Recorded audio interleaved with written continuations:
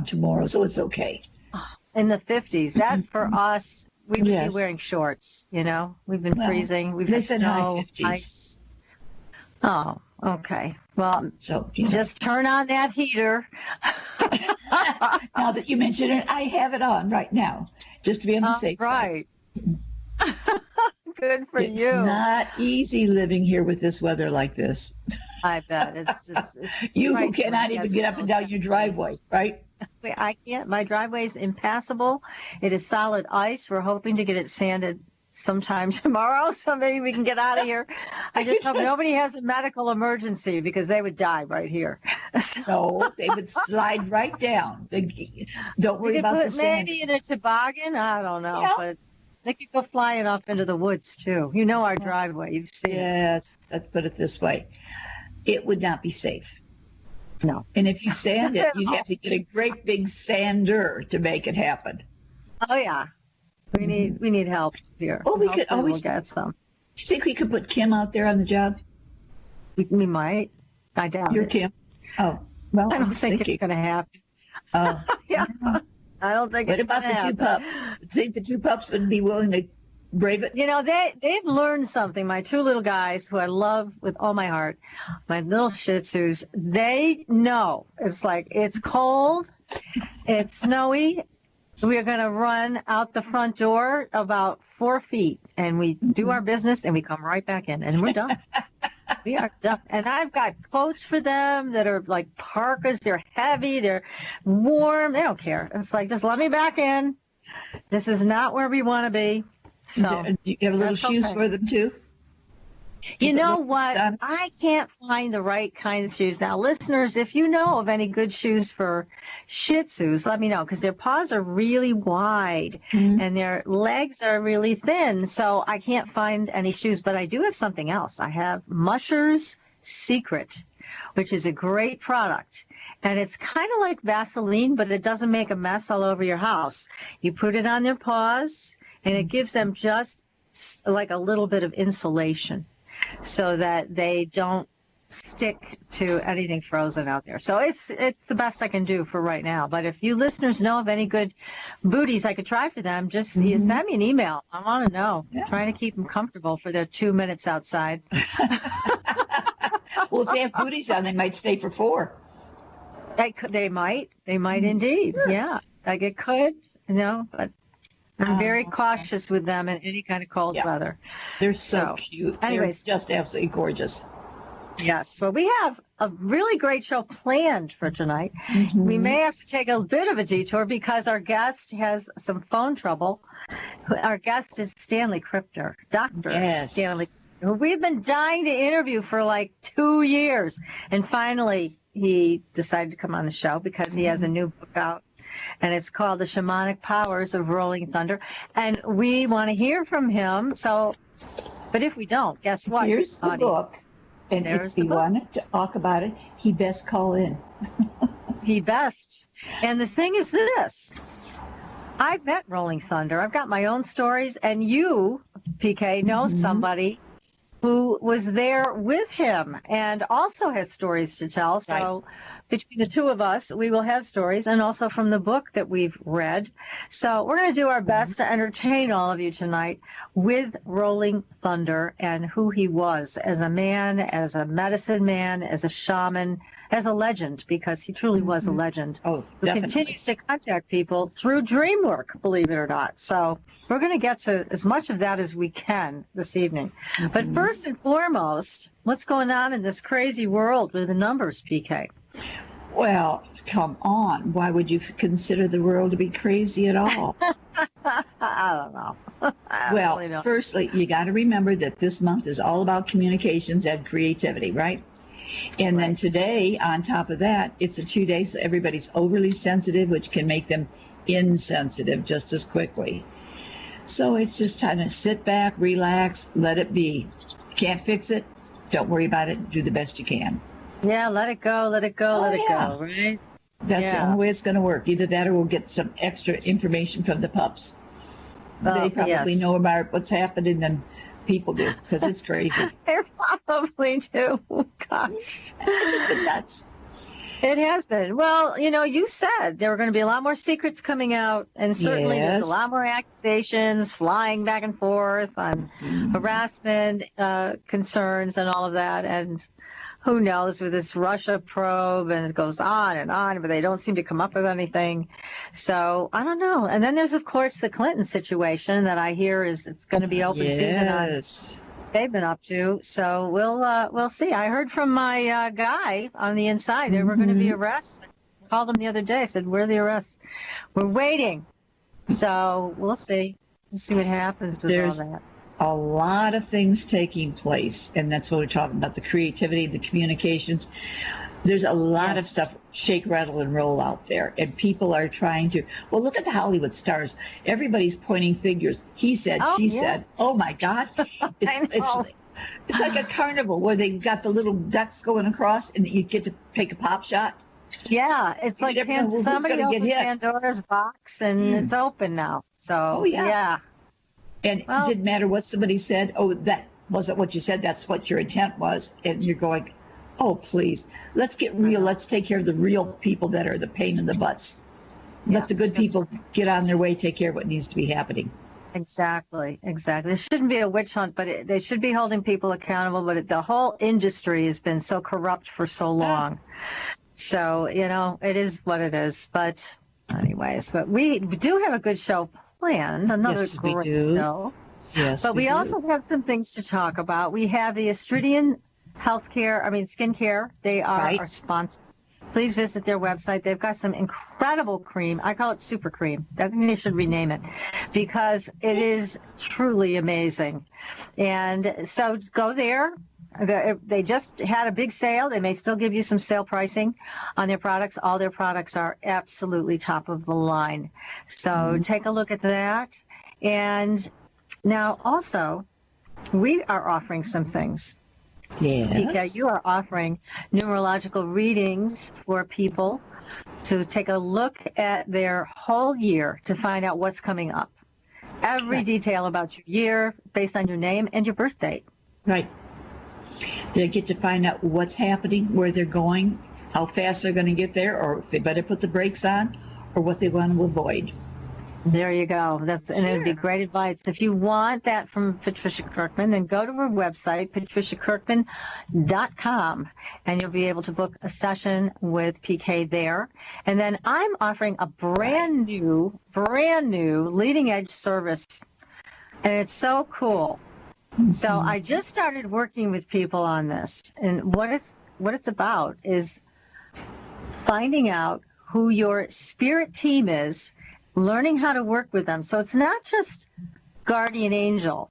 This is a team from the other side that will work with you. And so what I can tell you is this is something I learned from my work with American Skull, that when you have one entity or one guiding spirit on the other side, that's very nice. That's all well and good.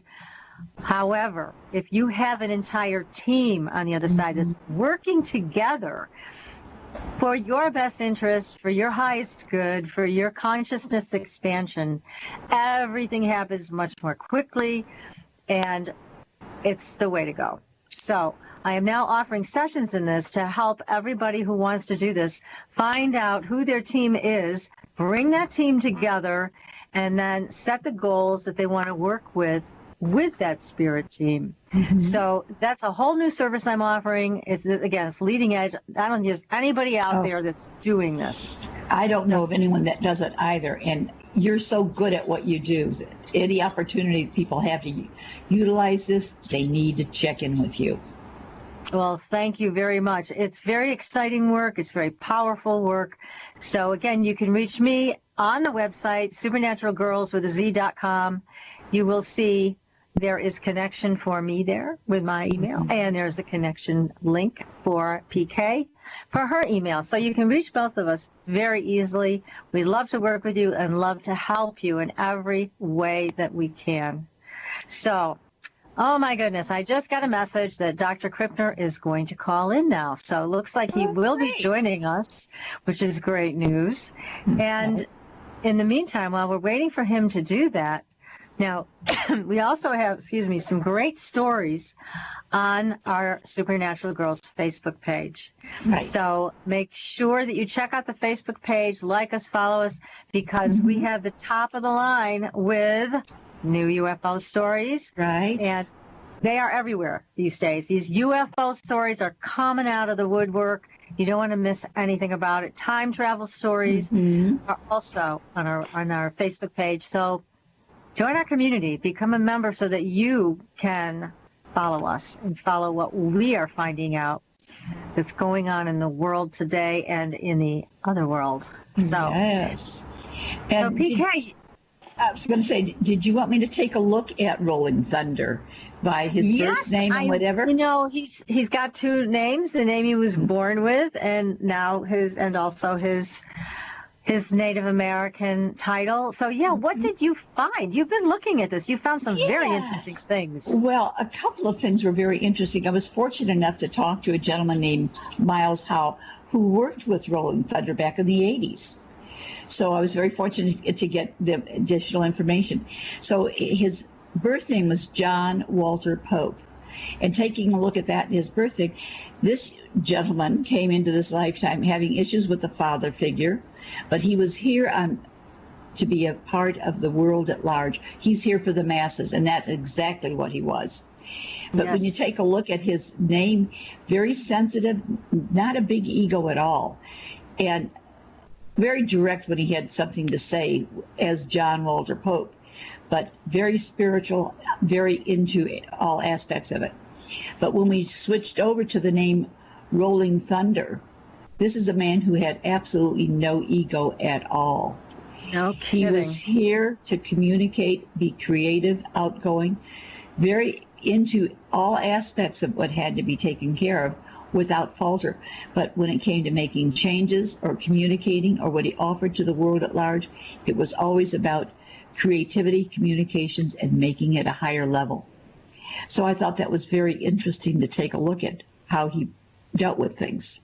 Yes, and it's so interesting that when he took on the name of Rolling Thunder, how it kind of erased his ego. It did. And so it even accentuated his desire to help others in the world and the earth. That was his big mission. And it made it so much easier for him creatively. There was always something more to deal with. When I mentioned that I had talked to Miles Howe this morning, he said that he had a great sense of humor. And he said he used to smoke pipe all the time.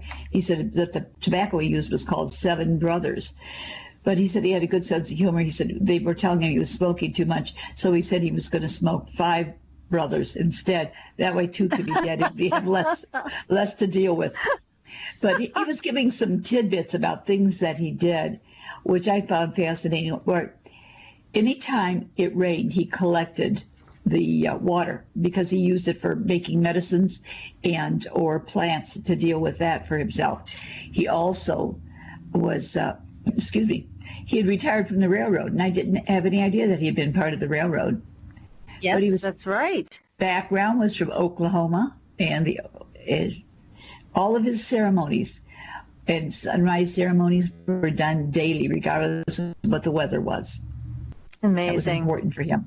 Yeah, but he had a commune. They basically lived in a commune style, where all Indians were invited. Even if you were just a smidgen Indian, you were still invited as part of the group. But they would grow their own food, deal with their own settings. And he said they also had goats where they could make cheese and milks and whatever. So they were all self-sufficient within the commune. And the property, I think we'll find out as we talk later, was purchased for him by one of his musician groups. Yes, it was Mickey Hart, wasn't it, yes, from the Grateful Dead? Yeah. Amazing. Yeah, I guess he hobnobbed with some of these celebrities and musicians. Oh, yes. We're going to find out all about this from Dr. Krippner, who I think is now in the room with us. So I'm going to introduce Dr. Krippner and let you know a little bit about him because, as I mentioned earlier, Dr. Krippner, to us, he's like God.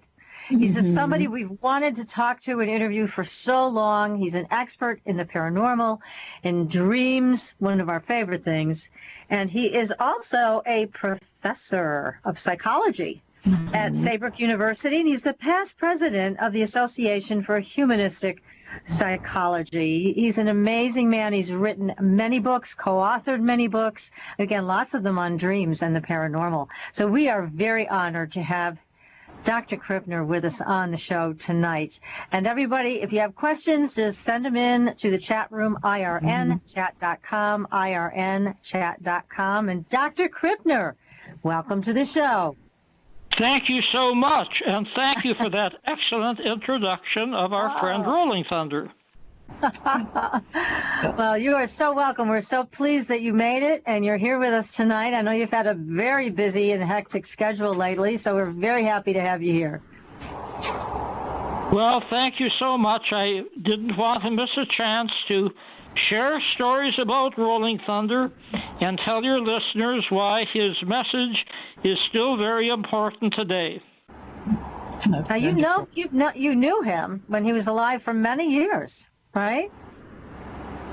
I actually knew him more than 20 years, right up to the time of his death, and I had the great fortune of being at his very last birthday party, which was held in Santa Cruz, California.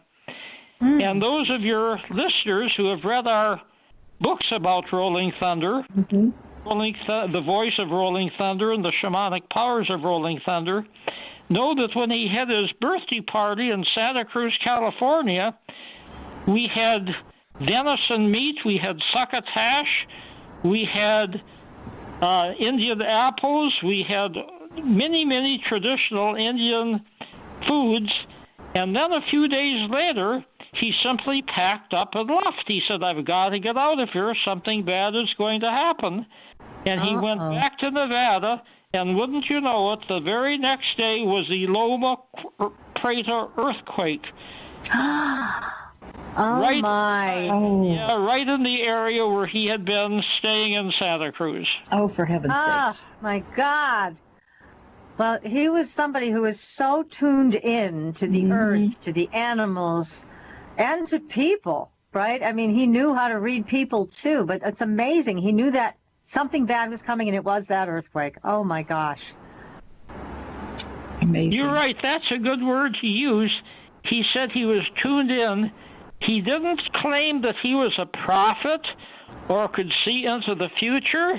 He said it's just a matter of tuning in and talking to the animals, listening to the birds, getting a feel for the earth and the water and the wind, and they know what's going to happen before we do as humans. True.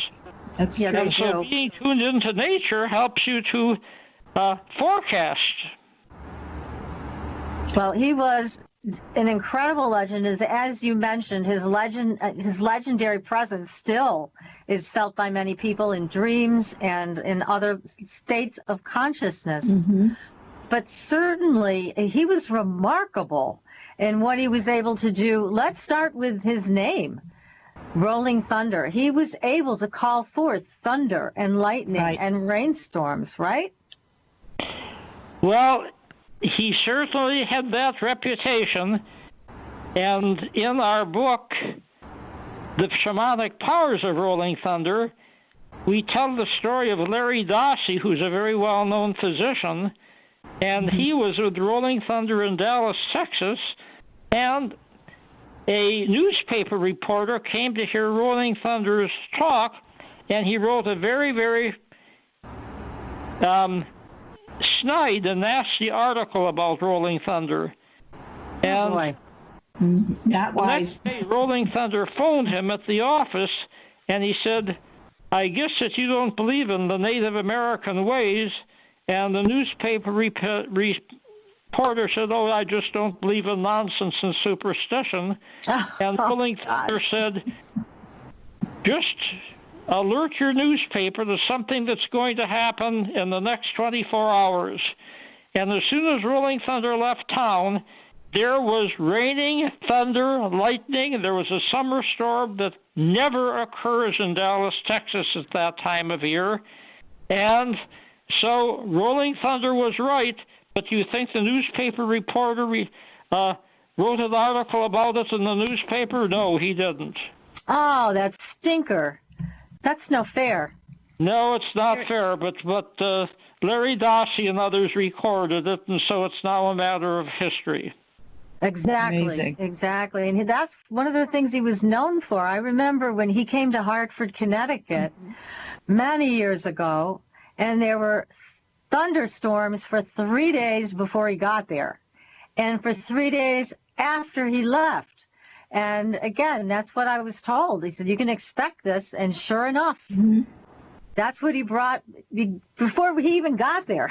That's what was happening. It's like we were getting ready from and nature was responding to his power and his energy. And he was a very commanding presence. I'll never forget meeting him. He was just power personified. But as PK mentioned, no ego, just very powerful. Yes, indeed. And he knew how to control his power and to use it for positive things like healing people and making crops grow. Because when you have that amount of power, it's very easy to let your ego get the best of you and to show off. But Rolling Thunder never showed off. He just used the power for very positive things. That's wonderful. Yes, he was fortunate. Amazing. Just amazing. The other thing that I recall when I met him that time, and he was lecturing there in Hartford, somebody brought me over to the window. Now, we were high up in one of the high-rise buildings where he was about to speak, but they said, look outside. And I looked outside, and there were coyotes on the sidewalk in Hartford, Connecticut. Oh. Really? Yes. I was like, oh my God. And I know that was one of the animals that he was very close to. And as you talk about in the book, he was able to communicate very easily with them. And I didn't know any of this, when I met him, but I was amazed when I saw those coyotes walking down the sidewalk right outside the building where he was. Just incredible. I bet you were. In The Voice of Rolling Thunder, I tell the story about how when I visited Rolling Thunder one night, he took me off to the very edge of the woods where his property ends and where the woods begins, and he started to hoot, hoo, hoo, hoo, hoo. And he started to bark, quack, quack, quack, quack. And I was not surprised at anything that he would do, but what he was actually up to was to call the coyotes. And out of the woods came a pack of coyotes. And they came very close to us, so close I could have reached down and touched them. Wow. And then the leader of the pack started a conversation with Rolling Thunder. And they spoke, barked, and yelped back and forth with each other for, I would say 4 or 5 minutes. And then the coyote went back into the woods. And I said, Rolling Thunder, what was that all about? He said, well, it was renewing our contract. We have promised that we will not kill any of the coyote, and in exchange, they say they will not raid our chicken coop and kill any of our chickens. And we're the only farm around here that the coyotes leave alone, and we've never had a chicken lost to the coyotes. I'll be darned. Incredible. Just incredible. Again, that's an amazing ability that he had. We say it's amazing, but to him, this was just the natural way of being. It was a norm, yeah. It's just phenomenal when you think about the things that he was able to achieve. Yes, yes. It was amazing, and he's certainly missed. There aren't... What now? I'm going to take this off for a second, Dr. Krippner, because I knew I was lucky, blessed enough to be introduced to a number of medicine people. Ocean of Fast Wolf, and also who's in your book, who gave a wonderful testament to Rolling Thunder, Slow Turtle, Philip Deere, Mad Bear Anderson. These people just, again, they walked their talk. They were powerful people, and they were here to help us. But since their passing, I have yet to meet anybody who can even come close to what they were able to do and how they walked on this planet. So I don't know, maybe I haven't met the right people yet, but what do you think about that? Well, you talk about the celebrated people who he met. Buckminster Fuller, the inventor of the geodesic dome, and famous author and philosopher and architect, actually visited Rolling Thunder's camp because he wanted to see the domes that had been erected, and he was really very pleased that they had taken his model and they had built the domes out of a type of plastic called mylar plastic, because an artist by the name of Christoph had a commission to do a ribbon of mylar plastic across Sonoma County in California. And it was so beautiful, they had to have guards standing every few yards to keep people from stealing the plastic. It was sort of silver. I'll be darned. Old plastic. It was very exquisite. Well, when they finally finished the art show after several months, Christoph gave Rolling Thunder a lot of that mylar plastic, and that's what he used to construct the domes on his property in Nevada. I'll be darned. Incredible. What a wonderful gift from Mr. Fuller. That's incredible. Well, and those domes kept the heat out in the summer and kept the heat in the wintertime. It was just what they needed for a comfortable living place. Amazing. And that's what he set out to do, was create a new community that would be self-sustaining. And he was successful with that. He had a lot of support, people around him that did support his idea and came to help. I mean, I know when I met him, he had a troupe with him. There were a lot of people with him that that actually traveled with him. So anyways, it's just been remarkable. Now, I have a question for you, Dr. Krippner, from the chat room, from Patrice, who's asking, who or what did Rolling Thunder credit his powers to? Oh, absolutely. And he never made that big of an issue of it, and he never tried to persuade people to come, but he had actors like Candice Bergen and Jane Fonda come to with their film crews so that they could film the beautiful domes. The name of the community was Meta Tantay, which means go in peace. And he was devoting it to peaceful ways of living, and he taught people how to arbitrate disagreements. They never had any long fights or rivalries at the camp, and he had people there literally from all over the world. Sometimes there were 50 people there, sometimes there were 100 people there. Sometimes they stayed for a few days, sometimes they stayed for a few years.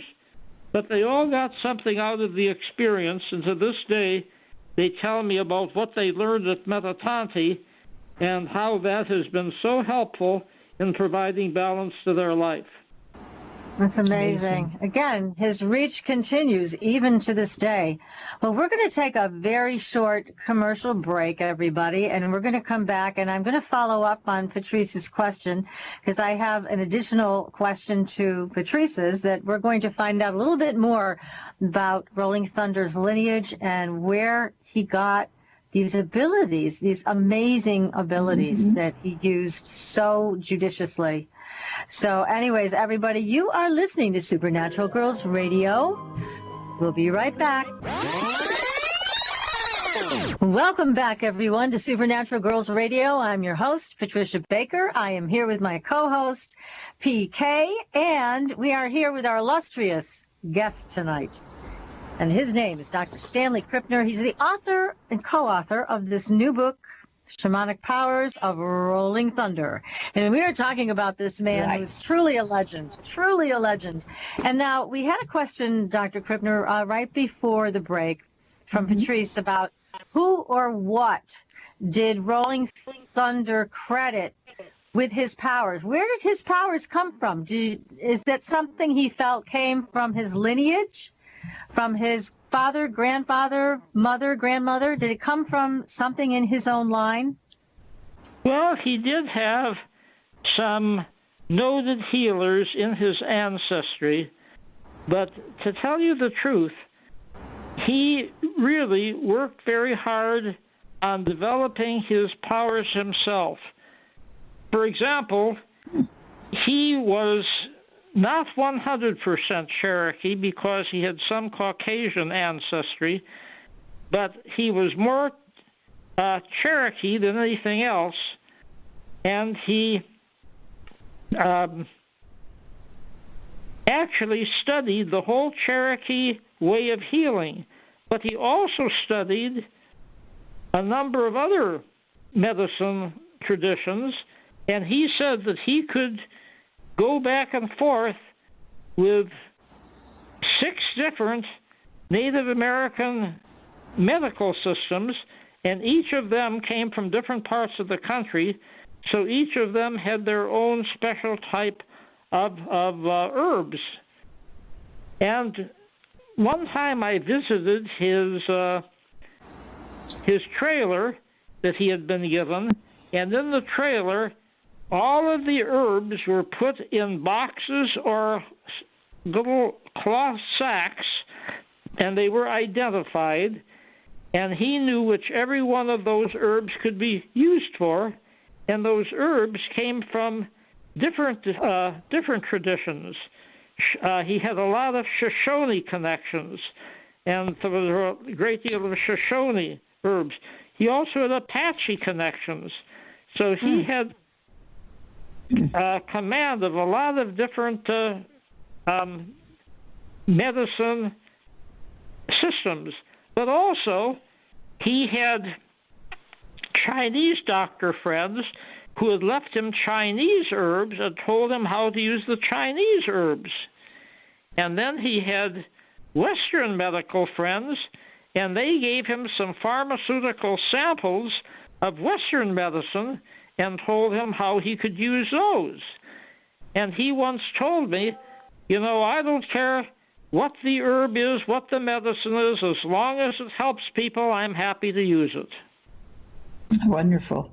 So he was very well versed in many different traditions. Now, there's a story in the book that's quite remarkable about a young boy that was brought in with a very deep wound. And he was able to heal it, like in a matter of, what, minutes? I mean, it's just an incredible story. Can you tell us more about that? Yeah, that was quite a story, and that was witnessed by several people, so you can't say that it was made up.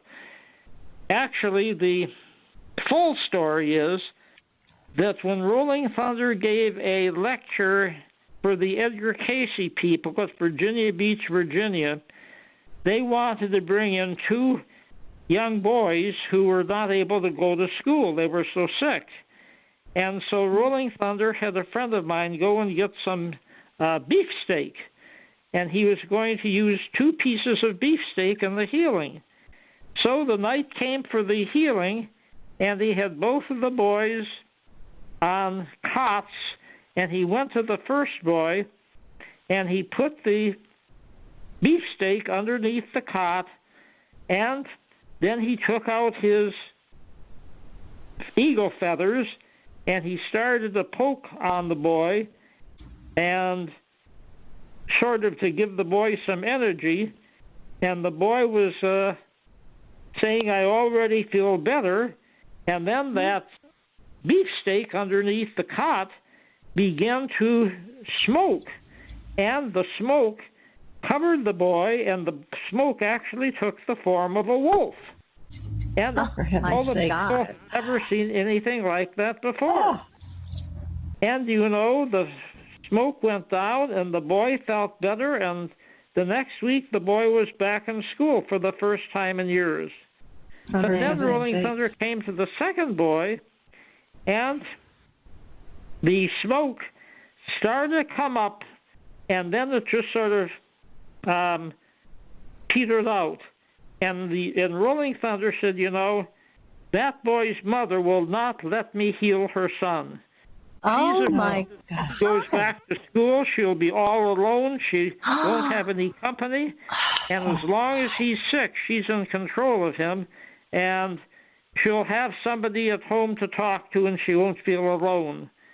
Well, can you imagine a mother who would be so selfish as to not let her son be healed, but Rolling Thunder said her energy is just too strong, and she's keeping the son from being healed. So people had a chance to see two different varieties of mother love. One was a giving type of love, and one was a taking type of love. And the giving love helped the boy get cured, and the taking love helped the boy as an invalid.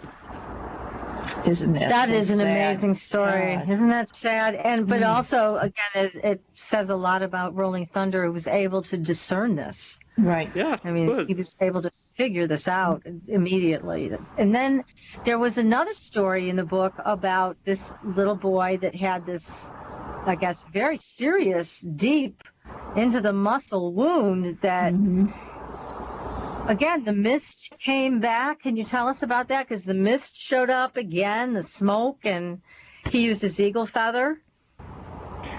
Oh, good heavens, yes.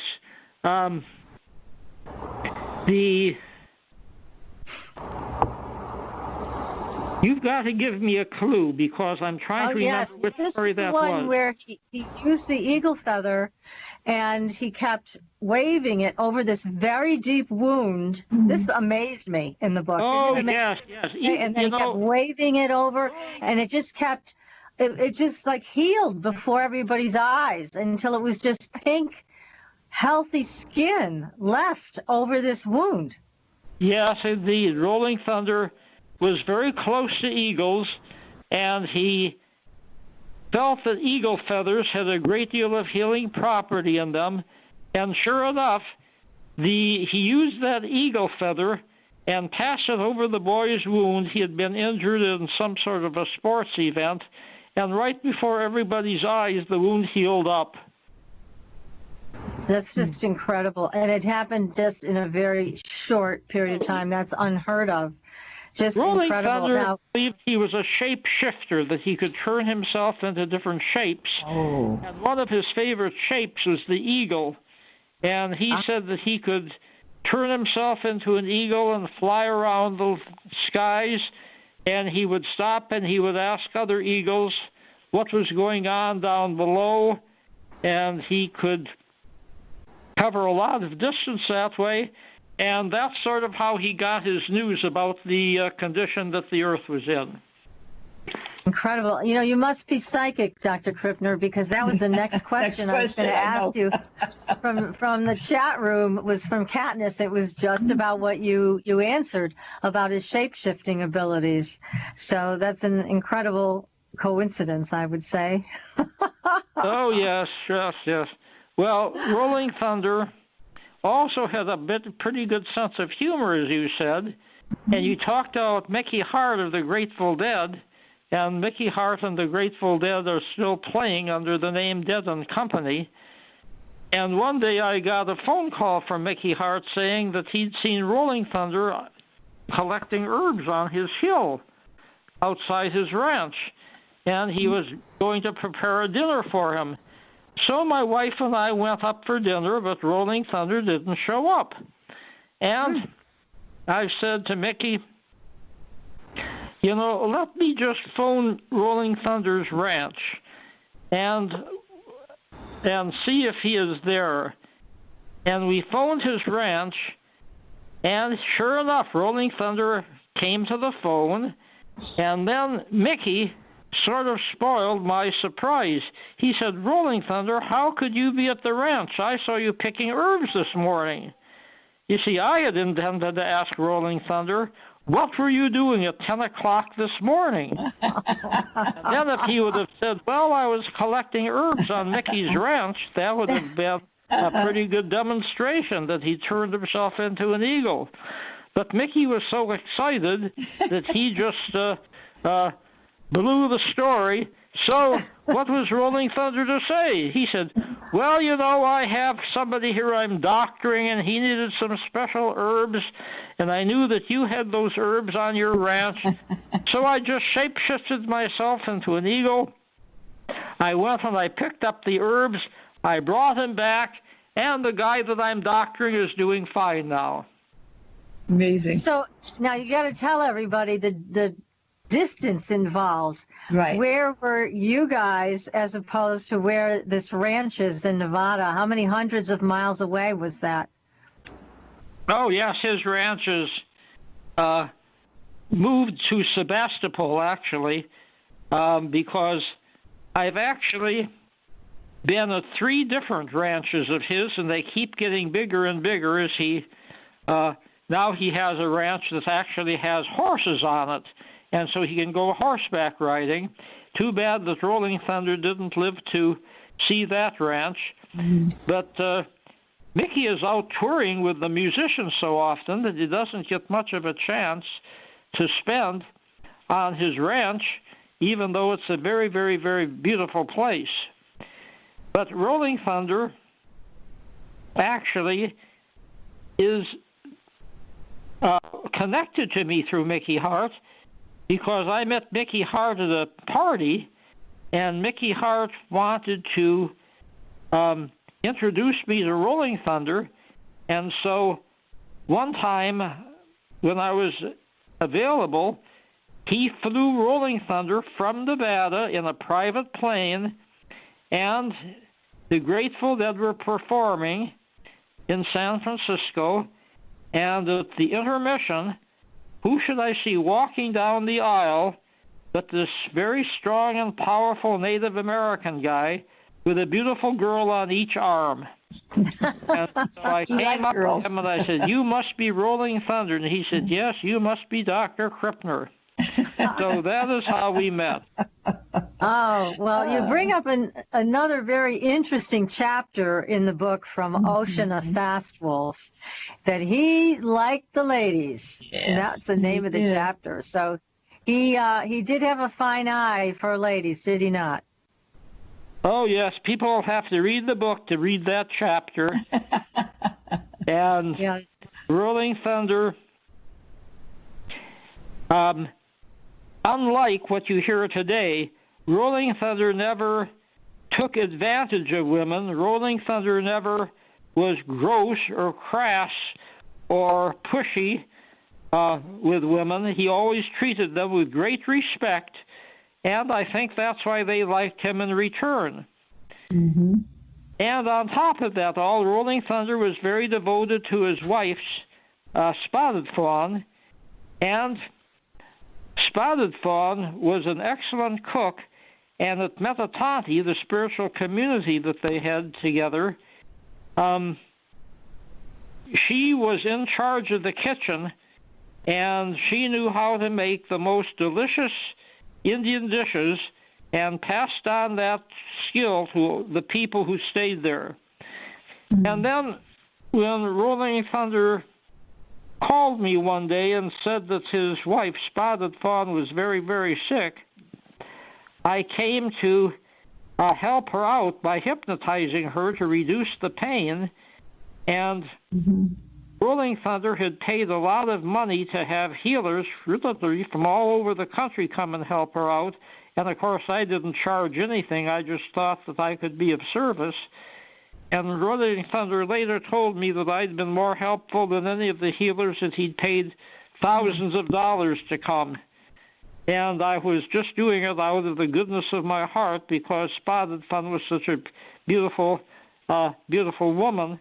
And when she passed, Rolling Thunder went into a great depression, and then his spiritual community really didn't last much longer than that. And so for 10 years, Meta Tantay was doing very, very well. As long as Spotted Fawn was alive, I always felt that she was the heart of Meta Tantay. So it sounds like, yes. Was spending a lot of time lecturing, doing workshops, and all the money he earned came for the upkeep of Meta Tantay so that he could have it like a model community. So in our book, we have many, many stories about Meta Tantay, and of course,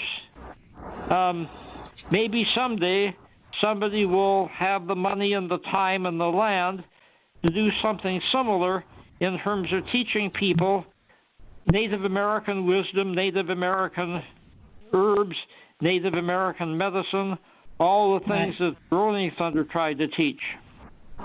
That would be a wonderful thing, a wonderful gift if that happened. And what you're talking about is interesting too, because being a medicine man does not mean that you don't have tragedy in your life. He certainly did have tragedy in his life when he lost his first wife and child in a fire, and then his second wife, who was so beloved. So there's just, it doesn't mean because you're a shaman or you're a medicine person that you don't have things happen like that in your life. There's still challenges to face. And that last one with his wife who passed, it did bring him to his knees, that's for sure. And it did affect the community greatly in not a good way. Mm-hmm. Oh, yes, you're absolutely right. And while he was on the sacred land, Meta Tantay, in Nevada, he had bought the land, and he got it cheap because there was no water on the land. And so he determined that he was going to find a spring of water, and he took his dowsing sticks, and he went around the land, and when the dowsing sticks went down, he had his people dig, and sure enough, they found a spring of water, even though there was not supposed to be any water there. Wow. And then a few months later, he went to the other end of the property and took the dowsing sticks again, and where the dowsing sticks went down, they found another spring of water. So he had water on both ends of his property, and both of those had been on his very, very first try. I was actually out to the land, and if he would have tried to dig 5 or 6 or 7 holes, I would have seen them. No, he knew right where the water was on the very first try, and he found enough spring water to keep his whole community from getting thirsty, and also that could be used for cooking and for washing. That's fabulous. That's amazing. Yeah, right out in the desert like that, to be able to find water. And again, it's something, I'm going to go back, PK, to what you said about he had no ego. Right. And so he must have had that direct connection to source to be able to do these things, right, Dr. Krippner? Well, he was not a name dropper. You had to find out from other people. Some of his visitors, Bob Dylan visited Rolling Thunder because Bob Dylan liked the early sunrise services that Rolling Thunder did early in the morning. Mm-hmm.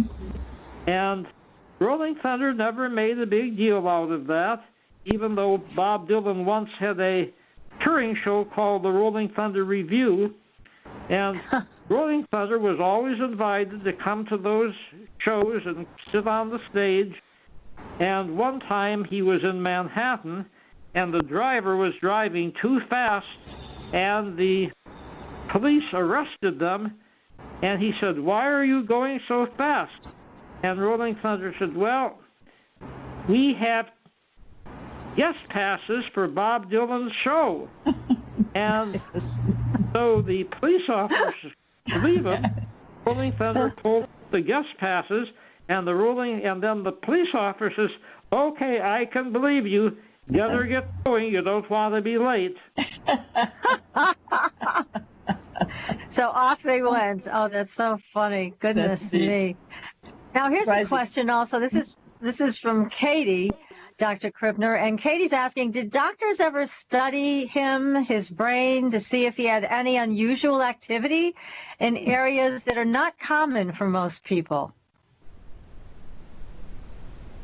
Well, there were always unusual activities, but living at Meta Tantay, his spiritual community, was really more like daily, ordinary living, and learning from the animals, learning from the weather, learning from Rolling Thunder, who would give talks. And he was not one to show off, like pointing up to the sky and bringing down a bolt of lightning. When these things happened, they just happened in the ordinary context of happening.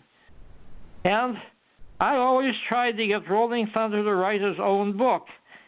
And, he was just so modest. He said, well, it would sound like I'm bragging and boasting.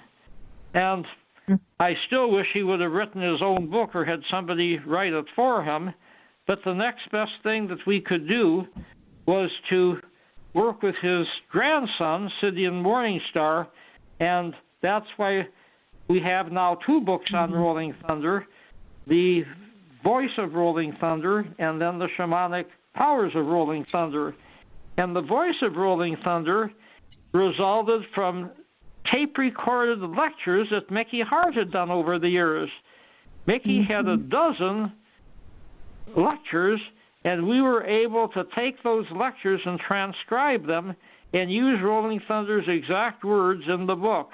So that was a great gift for Mickey Hart, and it was very far-sighted of him to have a sound engineer with some pretty good sound equipment on hand to take a recording of Rolling Thunder's lectures. How wise. How very wise. Yes. Now, his sons, were they not involved with the work the way that Rolling Thunder did it? So I didn't hear that question. You have to repeat. Did his sons have any idea or work with Rolling Thunder in the same capacity as Rolling Thunder? Did they have any of the talents? His grandson only met Rolling Thunder once or twice. He was just young. Rolling Thunder actually has a couple of sons, and Buffalo Horse is the one that we quote extensively in the book, and I've spent a lot of time with Buffalo Horse. He doesn't feel called to be a healer, and so he has taken another path. And so people who have studied with Rolling Thunder extensively usually are not members of his immediate family. Kenneth Cohen is actually a Taoist practitioner, and he has been to visit Rolling Thunder many times. Taoism, of course, is a very ancient Chinese form of healing. Right. And Kenneth Cohen has written some beautiful material about Rolling Thunder and what he learned. And Rolling Thunder said that Chinese Taoism comes closer than any other tradition to what the Native Americans believed in practice. Oh, no kidding. Well, we're going to have to take another very short commercial break, everybody. So please stay tuned, and we will be coming right back. This is Supernatural Girlz Radio. So stay tuned, everybody. Welcome back, everyone, to Supernatural Girlz Radio. I'm your host, Patricia Baker. I'm here with my lovely co-host, PK, and our guest. We're so pleased to have him with us tonight. We have Dr. Stanley Krippner, and he has written a book with his co-author, and the book is called The Shamanic Powers of Rolling Thunder. A true legend. A true legend. Great now, book. We were talking... Yes, great. You guys got to get it. It's on Amazon.com with all the other books. They've been authored and co-authored by Dr. Krippner, and they're all great. So, Dr. Krippner, off the air, PK and I were talking to you, and you mentioned the connection with the Pleiades. So, can we talk about that a little bit? Yes, Rolling Thunder often wear a turban, and the turban had 7 stars on it. And they were arranged in the form of the Pleiades, the 7 sisters that you can see up in the heavens. And Rolling Thunder felt that some of the wisdom that he got was sent from spirits whose home base is in the Pleiades.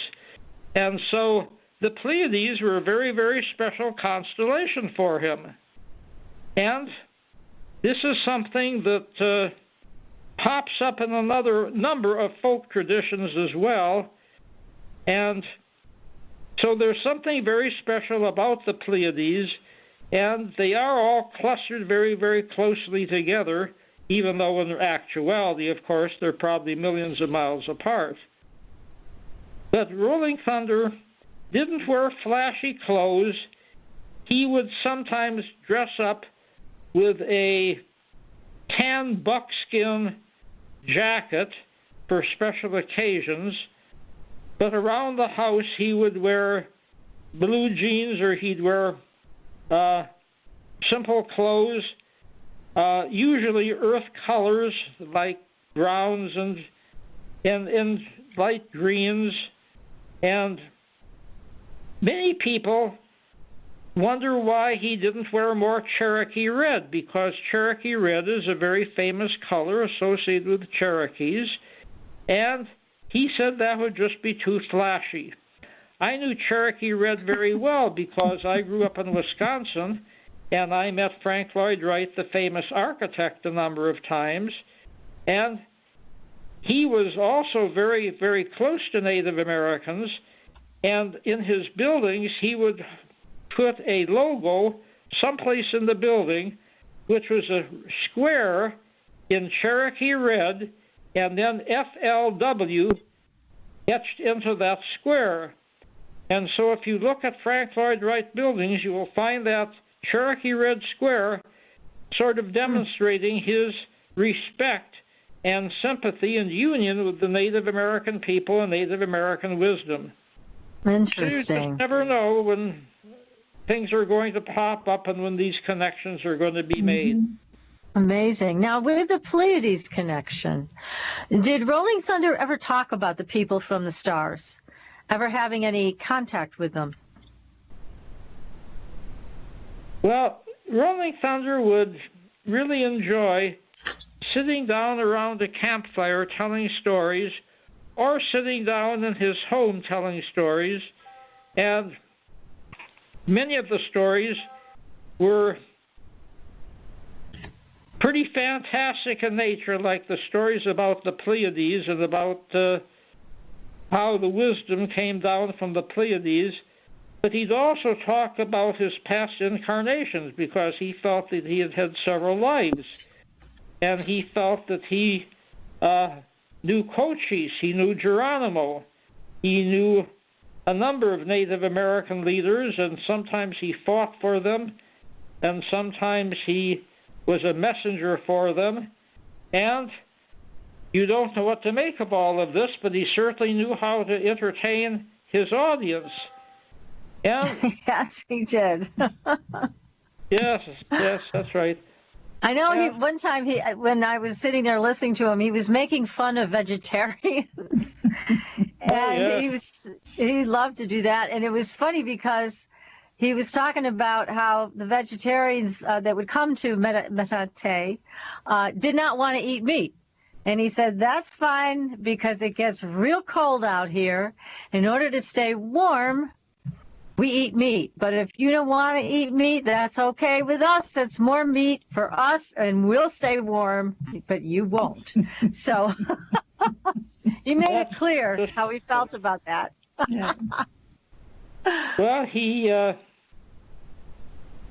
was a very good storyteller, and one time I was with him in Germany. He actually was able to take a couple of trips abroad, and he was very, very popular with the Germans. And he once had a lecture in the city of Bonn, Germany, and he filled up a whole auditorium. People came from hundreds of kilometers just to hear him give an evening lecture, and then some of them stayed. He did a 3-day workshop in which he would talk about Native American herbs and tell more Native American stories. And I think that he regretted that he didn't spend more time learning about herbs and traditions in other countries. He was very fond of Swedish folklore and Swedish herbs, by the way. And he also had many people from Scandinavia and from Germany come to visit him. Many people from England came to visit him at Meta Tantay.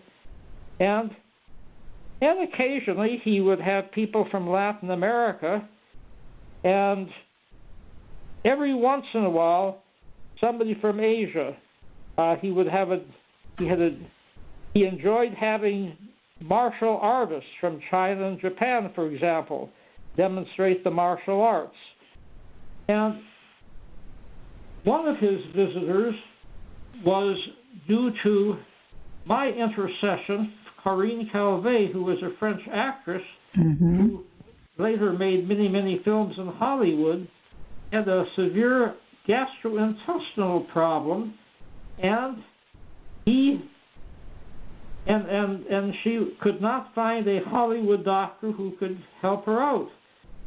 And so I actually took her to visit Rolling Thunder, and he said, this is very, very serious, and I don't know if I should do it or not. And then Spotted Fawn, his wife, said, well, don't you recognize who you're talking to? This is Corinne Calvet. We saw one of her movies on television last night. I didn't mean anything to him. So he agreed to do a healing, and he says, well, we're going to have all of your friends come and do the snake dance. So we lit a bonfire, and we did two things. We did this very complicated snake dance to pull the energy together, but before the snake dance, we did a sweat lodge, and that meant taking off our clothes and going into the hide-covered lodge, and Rolling Thunder would take hot stones, put them in the middle, and then pour water over it, and within seconds, the whole lodge was filled with steam. And we had to breathe in the steam and purify ourselves.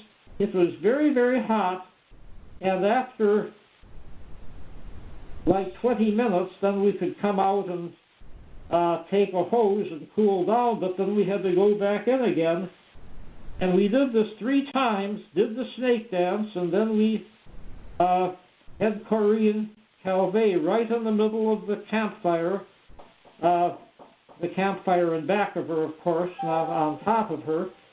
And then Rolling Thunder did his number with the eagle feathers, and he would poke the eagle feathers on parts of the skin that he felt needed release. And she went to bed, and she came out of bed, and she had felt well, and she never had an ailment again since. And amazing. That was a pretty good demonstration of her recuperation. Fabulous. That is incredible. Again, and as you had said, PK, that he didn't think of himself as a shaman. He thought of himself as a healer. Mm-hmm. Amazing. It is. But go ahead. No, I was just going to say what a fantastic individual he was. It's a shame that it's not in this point in time, because there's so much that we could have learned from him. Oh, yes, indeed. And that brings up another question, Dr. Krippner. And this is someone asked this actually in the chat room. Conti was saying, is there anybody that was able to pick up the torch and go on where he left off? The stones, of course, in the sweat lodge were too hot to pick up, and we just kept pouring water on them because they were a source of the steam that was so necessary. I've actually been in many, many sweat lodges since that. That was my first one. And I have a friend in Phoenix, Arizona, Michael Niels, who actually lived with Rolling Thunder for a while and who has mastered the sweat lodge. And he has actually written stories in the book that you referred to, The Shamanic Powers of Rolling Thunder, because Thunder was very unhappy that there were Native American skeletons in the university museum in the basement. Nothing was being done with them. They'd served their purpose. The anthropologists had learned everything they needed to learn from them, and they were very unceremoniously put in boxes. And so Rolling Thunder said that they deserved a proper burial. So this was one of the memorable ceremonies that I recall, because Michael got permission from the university to take the boxes of the bones out of the university, and Rolling Thunder found a sacred place in Sonoma County, And so the bones were buried with a great deal of respect and Rolling Thunder's prayers and some very, very simple decorations like leaves and feathers were put over the land.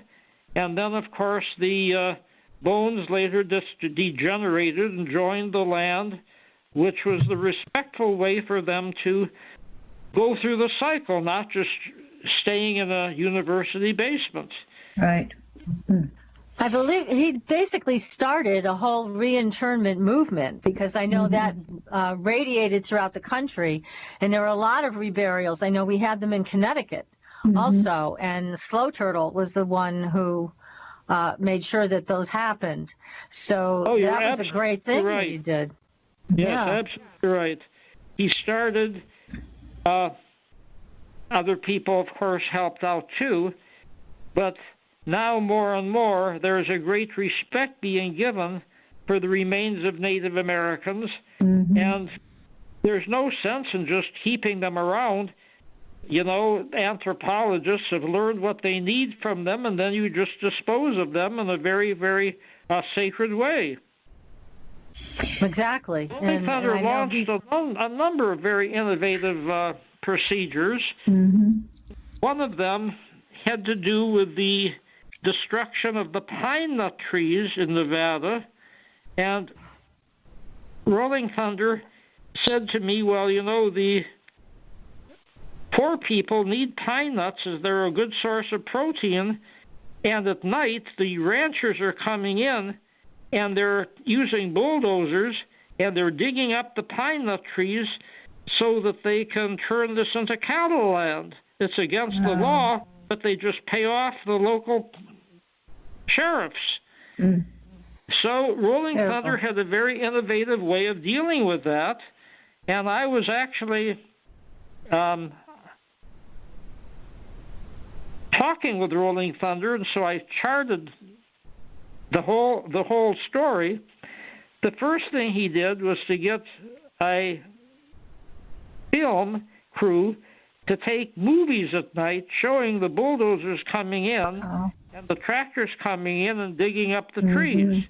So that was, and then he had his assistants take sand and pour the sand into the gas tank of the tractors and the bulldozers. That's right. They took pictures of it. Little vandalism. That's right. They had taken pictures of that, which I thought was really neat. Yes, and then he had some others of his group fly to Washington D.C. with the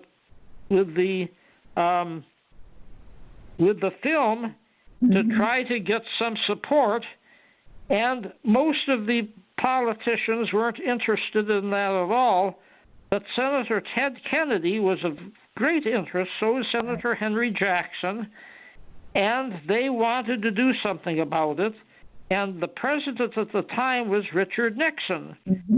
And Nixon, with all of his faults, he was very good to Native Americans because he had a Native American coach in school. And he issued an executive order stopping the ruination of the land back in Nevada.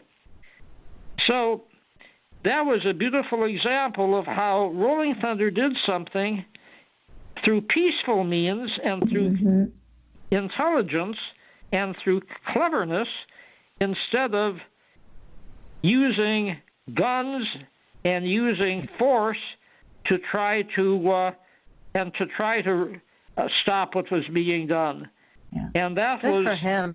Yeah, that was Rolling Thunder's way, to use your wits instead of using your fists. Has anyone picked up the torch to follow through with the work he's done? Had anybody what? Picked up the torch to go back and continue the work that Rolling Thunder had done or started? Oh, yes. There are certainly a number of activists today who are doing very good work, and I'll tell you, the accumulation of a lot of their work is in the Museum of the American Indian in Washington, D.C.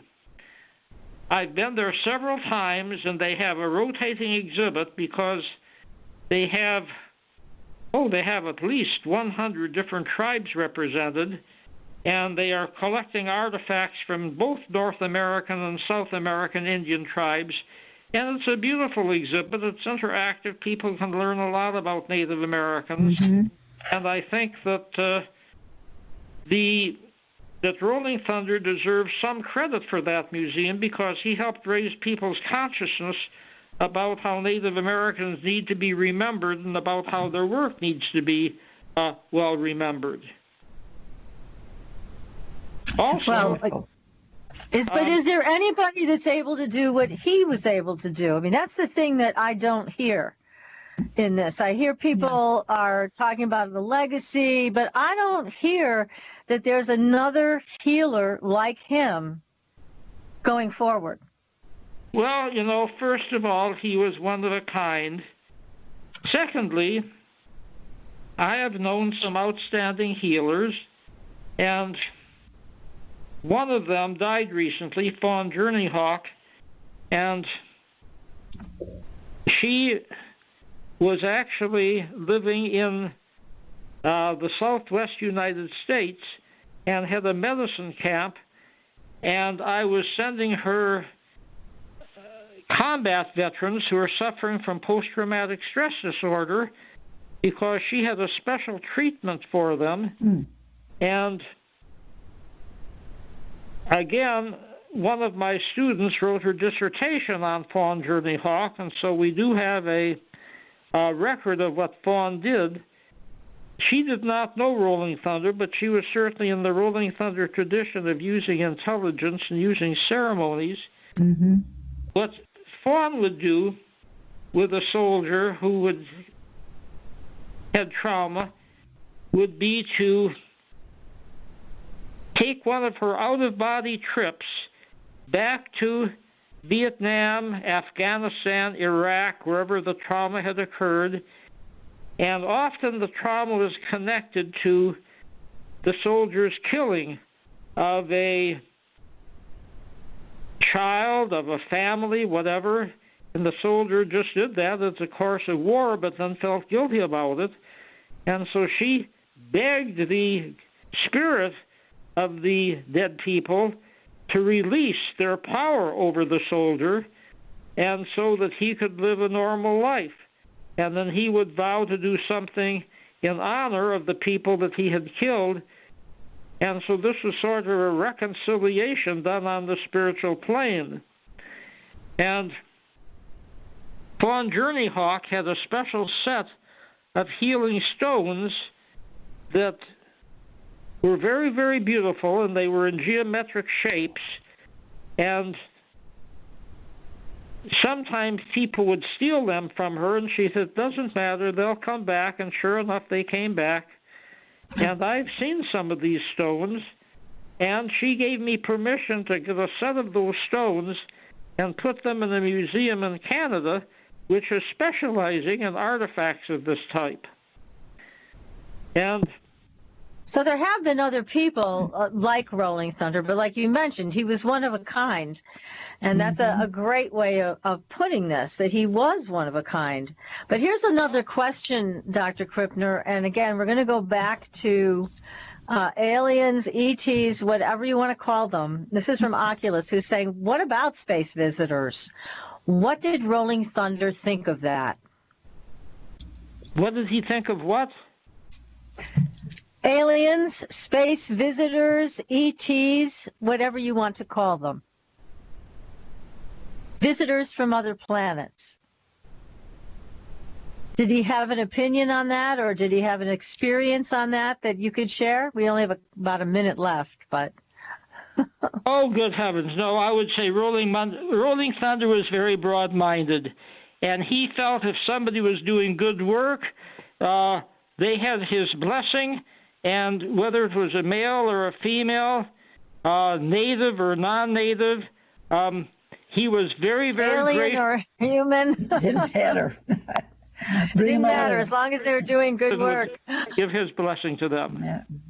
Oh, that's nice. Well, that's a wonderful way to be. And I think, again, his lack of ego, as PK identified that right at the beginning of the show, was paramount in his ability to do the wonderful and great work that he did. And again, his life was not without some challenges because he was still human, and we all face those, great loss at certain times and things like that. But he kept his focus on helping the world, helping the earth, helping people.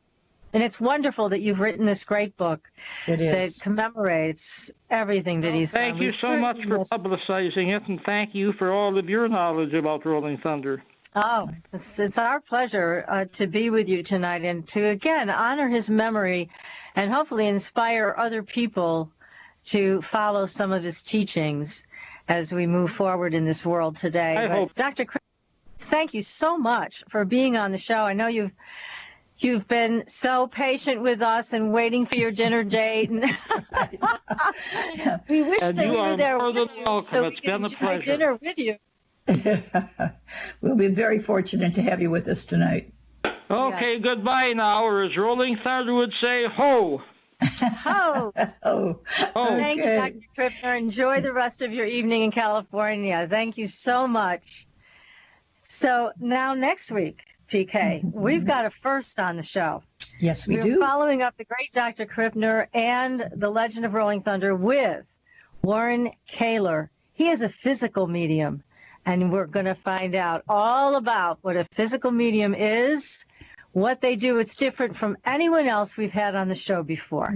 So this is going to be a very, very exciting time coming up. So make sure, everybody, that you're following us on Facebook. You can be informed of our next shows, our next great stories on the supernatural. Keep in touch with us. As you know, we are here to love and support you through your life. So you know how to reach us. You can be found at supernaturalgirls.com on our website. So until next week, we'll see you on the Blue Highway. Good night.